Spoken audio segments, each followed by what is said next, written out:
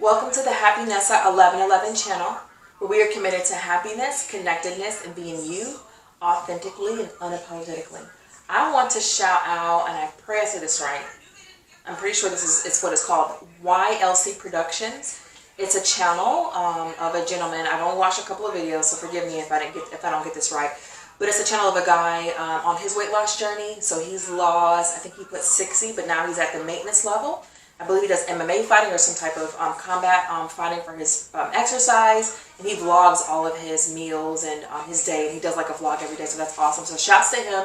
I appreciated him and his positive comments on my channel and subscribing and being supportive. So it's awesome that YouTube is a community in which we can support each other. So please comment below if you have a channel, if you have things that we can support as fellow entrepreneurs and people of similar interests. And shouts out to YLC, and go follow his channel. I love that his videos are like, what, 3 to 4 to 5 minutes, and they involve a lot of different clips, so it's pretty interesting to watch. So thank you all for how you're contributing to this channel, and again, comment below with how I can support you all.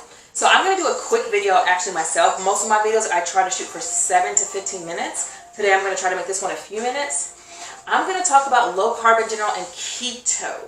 Last week I talked about intermittent fasting. A lot of what I'm going to be talking about on this channel is going to be intermittent fasting, low carb and keto, eventually talking about exercise, and hopefully not being too shy about actually doing exercise routines on the camera. I actually do it in person, so I have a lot of experience with Zumba, dance mix, and chair yoga.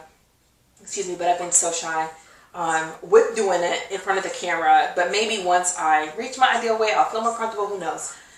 But so those are going to be the topics of the channel. So when it comes to low carb, I've tried that off and on over the years, but definitely more recently, I was very strict with it for a phase, and it worked really, really well. And then I also got to the point where I ended up doing low carb cycling, and I want to definitely promote that for people who can do it in the right way. If it's going to be beneficial. So as many of you probably already know, keto is a low carb diet where you specifically have high fat, moderate protein, hardly any carbs. Specifically, you're going to shoot for, the average person is going to shoot for 20 to 30 grams of net carbs a day. What does net carb means? Net carbs means you're going to take the label of your food, or look up the nutritional value of that food.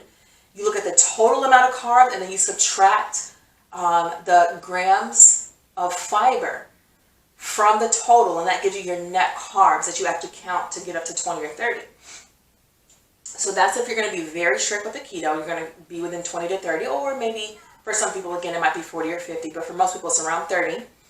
And then low carb is not that strict by no means. Low carb, I think for some people, like anywhere from like 75 grams total a day to maybe like 150. You just want to be under the average amount that they recommend, which is, I think for most people, 200 to 300 grams a day. That might be not right, but so yeah, low carb is just when you reduce your total amount of carbs.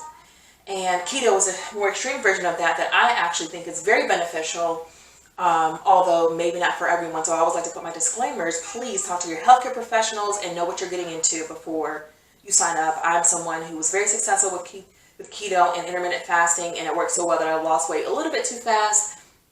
Actually, it was intermittent fasting, keto, and then also pregnancy and producing breast milk, that all at the same time, which I did this under doctor's advice and supervision. I asked them questions about specifically low carb. I will say I did not intend or try to do fasting while I was pregnant, because you get nauseous and it's not the best.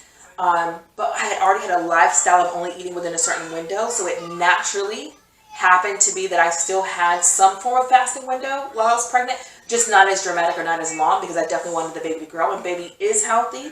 She grew just fine. And again, the doctors, I was in communication with them because having already been overweight in previous pregnancies, and then being the most overweight with this past one, I wanted to make sure I either maintained or didn't gain, because I have done that in previous ones, but I wanted to make sure that I never compromised the baby's health, okay? So videos kind of all over the place, because right now I'm just kind of getting in front of the camera. I do some mental preparation. I do a little bit of preparation, but I kind of get up and just go, and then do a little bit of editing and upload it for now, right? So the topic of this, though, is specifically low carb and keto, and I'll get into a little bit of low carb cycling, and then I'll wrap up the video. So I already explained what keto is. You already know what low carb is. And then now let's talk about carb cycling or keto cycling. So if you're going to be strict with keto, I already explained what that is. If you're going to do a low carb, I explained what that is. So when you add cycling to the mix, that just basically means you have a certain time frame where you can break that strictness, kind of like a cheat day or a couple of cheat days. It just depends, or a cheat meal. So for me, if I was doing keto or low carb, because they're not the same. I mean, keto is a part of low carb, but it's an extreme version. But whether I'm doing extreme keto or just low carb, let's say 100 grams or less a day, what I allow myself is a meal or a day or two. It depends on how well I'm doing, where I actually am not as strict. So I don't go crazy. I don't try to create a habit of just stuffing my face all day or creating any type of psychological pattern that's not going to be good in the long term. But I'll allow myself more carbs. I won't think about it as much. I'll enjoy myself. And it's like a reward that you can look forward to. So throughout the beginning of the week, and a lot of you know this if you've done cheat meals, it helps you to be more strict and focused so that you know, okay, I got my cheat meal on my cheat day. But here's a disclaimer with this. You've got to have enough self-discipline to not overdo it, because you can overdo it. I remember years ago in college when I was doing 5 days a week, do pretty good exercise, and then on the weekends eat whatever I want. And it worked for about 4 months. I was able to maintain, but after a few months, my body was like, you're doing too much. And after a few months, I started again. So there is a level of balance to it, right?